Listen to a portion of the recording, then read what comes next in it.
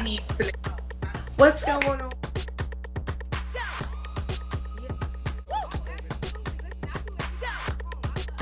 Yes, the foundation we laid down was so strong, and it's just like,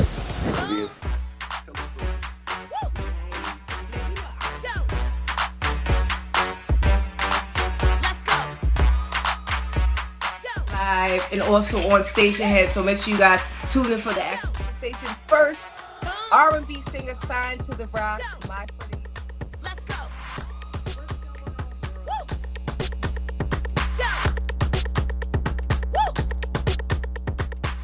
Somebody tried to call me, like they don't know I'm live. Like, What? You got it going on? What?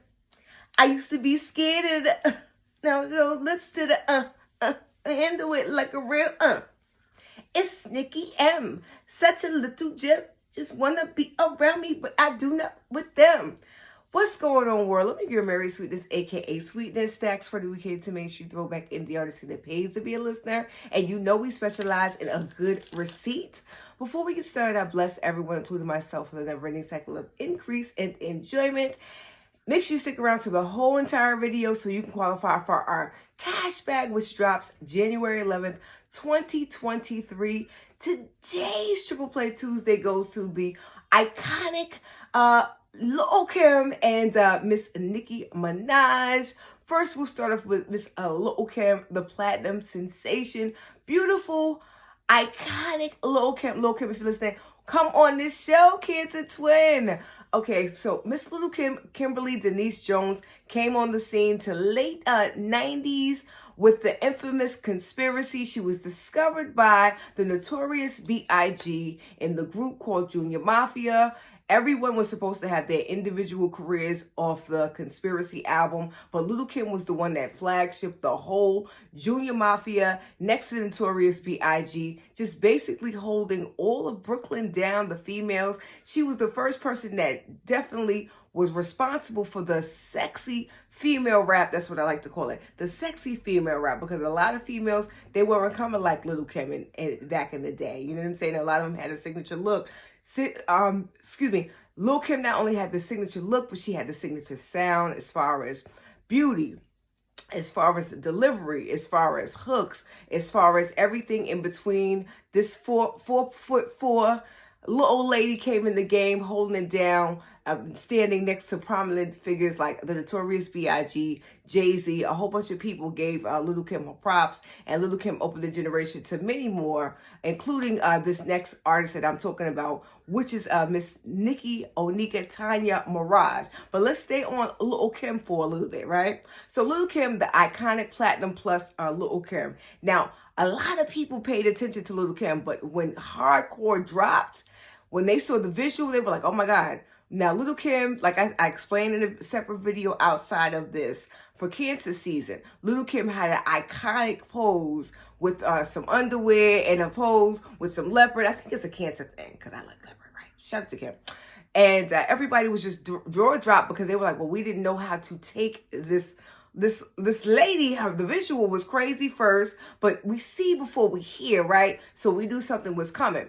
But word on the curb is that Notorious said not only are people going to love her, but they're going to rock with her. That's what they said. They promoted Little Kim to be the big star that she was, and she proved it time and time again with Hardcore and, of course, several albums to back up Miss Little Kim. To this day, Little Kim is still prominent, making her recent album called Number 9, and of course, Hardcore, there was an anniversary. So shout out to Miss Little Kim, still holding it down and still touring and still being the iconic presence that she is. So next up to back is Nikki Onika Tanya Mirage. Word on the curb is that Nikki did not want the last name Minaj. She thought it was some type of disrespect, but she learned to deal with it. Now, a lot of people will argue back and forth on who managed Miss Nicki Minaj. Of course, was it Fendi? Shout out to Fendi. Of course, was it Miss Debbie? Miss Debbie Waka Flocka's mother. What's up, Auntie? A lot of people argue who came with the name, who came with the concept. Fendi would say that he meant to have Nicki Minaj as one of those people that reminded you of Little Kim. So that's why you see the similar patterns. Nikki would later on not only give you similarities of Kim, yes, but she would definitely hold her own as far as the singing, the acting, and the performing, because Nikki is also an actress as well too, as of Little Kim. But Nicki Minaj will definitely hold her own in the game of female rap. Nicki Minaj is connected to people in the game such as Eminem, the Beyoncés of the world, the Kanye West of the world, holding it down and let you pay attention to female rap of what it should be and what it could look like. A lot of people sleep on Miss Nicki Minaj, but Nicki Minaj is responsible for a lot of things in the industry, especially when they pay attention to what female hip-hop can and should look like, and opening doors to many people that are still coming up to this day. Okay? So why did I put these two Triple Play 2 artists together? Because of the simple fact that not only are these women similar, they both are not only goats in the game, but they came out of strong teams. Of course, Lil' Kim with a Junior Mafia, and of course, Miss Nicki Minaj with, of course, Young Money, Lil Wayne discovered her, of course. But they are iconic presence in the game. They have similar backgrounds. They both met each other in the mid-2000s, 2007 to be exact. Now, Baby and Slim put these two together. They were allegedly supposed to be on the track. Little Kim somehow did not get a chance to the track did not go to the world. Of course, you can hear the track online. If anybody knows the specifics of the name of the track offhand, put in the comments, because I just forgot that. I just forgot the name of the track. But definitely, I think it was Making Money. If you guys know the exact name of the track, because I heard it yesterday, I thought it was dope. I think it would have been definitely good for two beautiful females, making it a possibility for the new generation, the young lion, the old lion. Not to call Lil' Kim old, but I'm talking about old school, new school, and of course coming together and fusing together as one. But anyway, these two were supposed to come on the track. It didn't happen for whatever reason between Slim, and Birdman. It didn't come together for whatever reason. Allegedly, Little Kim was saying that they just wanted to push her out the way when she was very much alive, and she had her grievances with Nicki Minaj. But come here.